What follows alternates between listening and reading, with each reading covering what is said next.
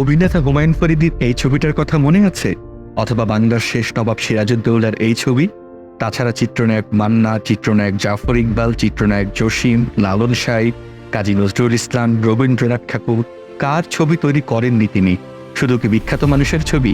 বাংলাদেশের প্রথম সারির টেলিকম অপারেটরদের এই লোগোগুলোর কথা মনে আছে? বিখ্যাত কাল্পনিক চরিত্র হাল্ক, স্পাইডারম্যানদের ধান কাটা থেকে মারাই করা, ওয়ালি ও ইভার হাতে বাংলাদেশের পতাকা, আর এখন 52 সালের 4 ভাষা শহীদের জীবন্ত ভিডিও তো ঘুরে বেড়াচ্ছে পুরো নেট দুনিয়ায়।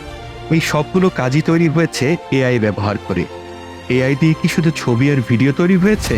না, আস্ত একটা গানও তৈরি হয়েছে।